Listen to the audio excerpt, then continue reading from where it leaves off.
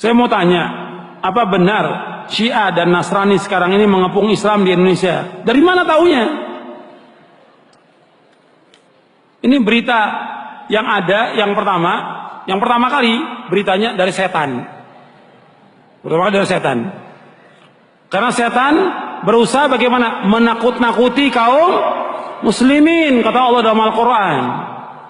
Setan menakuti kaum muslimin. Itu berita yang pertama dari setan. Yang kedua dari orang-orang fasik. Yang ketiga dari mereka sendiri. Supaya umat Islam tambah takut. Orang yang beriman gak boleh seperti itu. Ketika orang-orang munafik mengatakan kepada Nabi SAW bahwa orang-orang kafir telah berkumpul untuk menyerang kalian, bertambah apa? Orang yang beriman tambah imannya, bukan tambah takut. Kalau sekarang kan tidak, karena memang imannya kurang, ditakut-takuti kaum muslimin ini. Jangan mau. Dari mana taunya seperti itu? Dari mana taunya?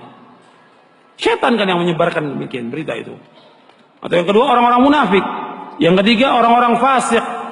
Kan Allah mengatakan in ja'akum fasiqun binaba'in fatabayyanu, kata Allah dalam surah Al-Hujurat. Apabila datang orang fasik bawa berita, mana? Cek dulu. Mana benar atau tidak? Jangan salah diterima. Dan nggak boleh menakut-nakuti kaum muslimin. Nggak boleh. Hukumnya haram menakut kaum muslimin. Jadi kita nggak boleh takut. Orang yang beriman harus berani. Harus berani. Dan kita harus belajar tentang akidah yang benar, manhaj yang benar, pemahaman yang benar. Musuh kita ini banyak. Musuh kita banyak. Bukan hanya Syiah. Bukan Nasrani. Banyak musuh kita. Kita belajar agama dulu yang benar.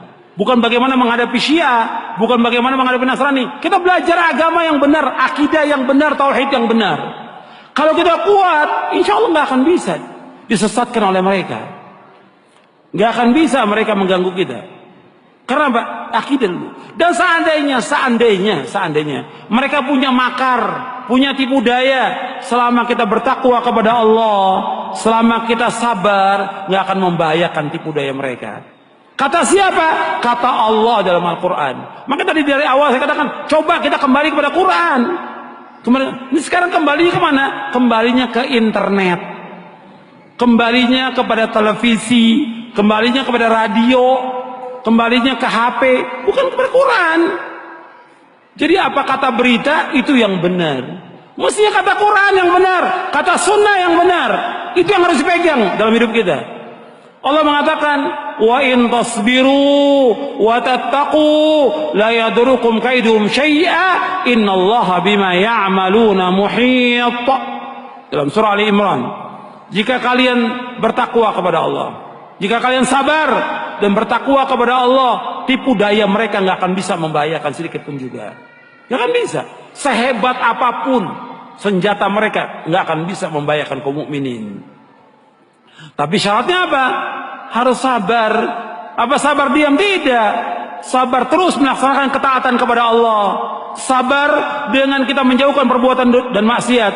Sabar dengan kita sabar atas segala macam musibah yang menimpa kita. Terus. Kemudian takwa kepada Allah. Takwa dengan apa? Dengan melaksanakan perintah Allah, menjauhkan larangan. Perintah yang paling besar tauhid, larangan yang paling besar syirik. Takwa kepada Allah. Nah sekarang ini banyak yang nggak bertakwa, ya, menyebarkan berita seperti itu menakuti kaum muslimin. Manfaatnya apa buat umat Islam? Dan kadang-kadang isu seperti ini dimunculkan ketika berbicara masalah apa? Politik. Isu ini untuk memilih salah satu partai. Dan terus diisukan yang seperti ini. Bukan berarti mereka tidak bahaya. Semua firqah sesat bahaya. Kan firqah sesat bukan hanya Syiah. Nabi menyebutkan firqah sesat berapa? Berapa Nabi sebutkan? 72 golongan. Kalau Syiah berbahaya, Tarekat Sufiyah juga berbahaya. Kalau Syiah berbahaya, maka kelompok Ahmadiyah juga berbahaya. Kalau Syiah berbahaya, yang lain juga berbahaya. Bahaya semuanya. Firqah-firqah yang sesat. Makanya kita tetap berusaha mengkaji tentang agama Islam dulu, akidah kita yang benar dulu pelajari. Bukan sekarang ada isu Syiah, sekarang orang sibuk beli bagaimana sesatnya Syiah. Ada ISIS, bagaimana sesatnya ISIS. Akidah kita belum kita pelajari tentang mana syahadat asyhadu an la ilaha illallah wa asyhadu anna muhammadar rasulullah, belum tahu. Bukan hanya orang awam yang belum tahu, penuntut ilmu sebagian belum tahu tentang hakikat, maknanya, rukunnya, syarat la ilaha illallah, belum tahu, konsekuensinya belum tahu. Sebagian ustadz juga belum tahu. Pelajari lagi. Kaji tentang tauhid ribuan kali ulangi, sehingga tambah kuat iman kita kepada Allah, tambah kuat keyakinan kita kepada Allah, dan kita nggak akan takut kecuali hanya kepada Allah. Fala takhafuhum wa khafuni in kuntum mu'minin, kata Allah. Jangan takut kepada mereka, kata Allah. Takut kepadaku, kata Allah, jika kalian orang yang beriman. Takut kepada Allah.